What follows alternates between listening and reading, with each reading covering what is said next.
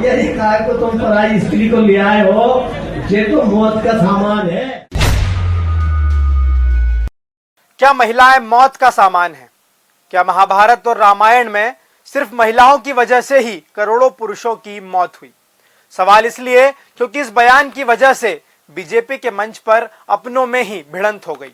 एक तरफ गुना से विधायक पन्नालाल शाक्य, दूसरी तरफ बीजेपी की ही महिला विधायक प्रियंका पैची, और बीच में ऐसा बयान जिसने किसानों के कार्यक्रम को सियासी बहस में बदल दिया। नमस्कार, मैं हूं अक्षत मिश्रा और आप देख रहे हैं पॉलिटिक्स वाला। पॉलिटिक्स वाला, आओ राजनीति करें। गुना के नाना खेड़ी मंडी परिसर में बलराम कृषि महोत्सव का कार्यक्रम चल रहा था। मुख्यमंत्री डॉक्टर मोहन यादव भी वर्चुअली जुड़े थे। मंच पर किसानों और कृषि की बात होनी थी, लेकिन बीजेपी विधायक पन्नालाल शाक्य के भाषण ने पूरा फोकस महिलाओं और इतिहास की घटनाओं पर ला दिया। शाक्य ने रामायण का उदाहरण देते हुए कहा कि रावण को समझाया गया था कि तुम मौत का सामान उठा लाए हो, इसे वापस कर दो। इसके बाद उन्होंने सीता हरण और लंका युद्ध का जिक्र करते हुए कहा कि एक महिला को लेकर आए विवाद के बाद युद्ध हुआ और पुरुषों का सर्वनाश हो गया। बात यहीं खत्म नहीं हुई। शाक्य ने महाभारत का उदाहरण देते हुए कहा कि एक महिला यानी पांचाली के कारण करोड़ों पुरुष मारे गए। यानी शाक्य के तर्क में रामायण से लेकर महाभारत तक के युद्धों को महिलाओं से जोड़कर देखा गया। लेकिन इसी मंच पर मौजूद बीजेपी की महिला विधायक प्रियंका पैची ने इस बात पर आपत्ति जता दी। उन्होंने शाक्य के बयान को महिला विरोधी बताते हुए सवाल खड़े कर दिए। इसके बाद बीजेपी के मंच पर ही दोनों विधायकों के बीच तीखी बहस का माहौल बन गया। शाक्य ने अपनी बात का बचाव करते हुए कहा कि उन्होंने बहुत किताबें पढ़ी हैं और उन्हें इतिहास की पूरी जानकारी है। लेकिन बहस उस वक्त और चर्चा में आ गई जब उन्होंने प्रियंका पैची को बैठने के लिए कह दिया। लोग समझाते थे, समझ में आता ही नहीं था। रामायण काल में रावण को बहुतों ने समझाया, उसके भाई ने समझाया कि भैया जी काय को तुम पराई स्त्री को ले आए हो, ये तो मौत का सामान है, ये मौत का सामान है, इसे सम्मान भेज दो। पर आप देखो उस युद्ध में, उस लड़ाई में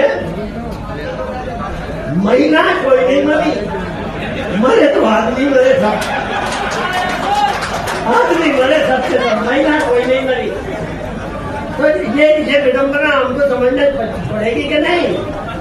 ऐसे ही महाभारत में हुआ, 1 करोड़ आदमी मारे गए, एक पांचाली के पीछे महिला कोई नहीं मरी, मरे तो आदमी मरेगा मैं। तो ये हमें समझ में आना चाहिए कि नहीं भाई। अब फिर अगला दौर आता है।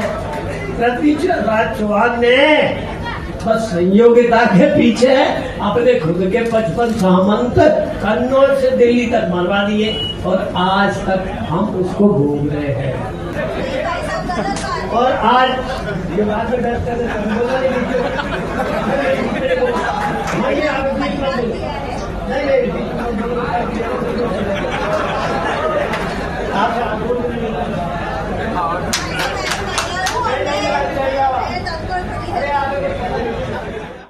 अब सवाल सिर्फ इतना नहीं है कि मंच पर किसने किससे क्या कहा।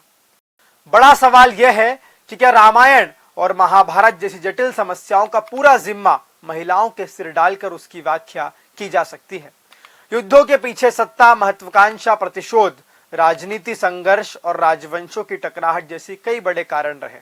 ऐसे में पूरी ऐतिहासिक घटना को सिर्फ एक महिला से जोड़ देना अपने आप में बहस का विषय है। बीजेपी जहां एक तरफ महिला सशक्तिकरण और महिलाओं के सम्मान की बात करती है, दूसरी तरफ उसी पार्टी के मंच पर उसकी महिला विधायक को अपने ही वरिष्ठ नेता के बयान पर आपत्ति जतानी पड़ रही है। बीजेपी के मंच पर आज विपक्ष की जरूरत ही नहीं पड़ी, सवाल अपनों ने ही उठा दिए। अब देखना दिलचस्प होगा कि पन्नालाल शाक्य के इस बयान पर पार्टी की तरफ से कोई सफाई आती है या फिर इसे मंच की बहस मानकर मामला यहीं खत्म कर दिया जाता है। क्योंकि सवाल सिर्फ एक बयान का नहीं है, सवाल उस नजरिए का है जिसमें इतिहास की जटिल लड़ाइयों का बोझ भी महिलाओं के सिर डाल दिया गया। इस पूरे बयान को लेकर आपकी क्या राय है, कमेंट बॉक्स में जरूर बताइए और लगातार जानकारी के लिए देखते रहें पॉलिटिक्स वाला।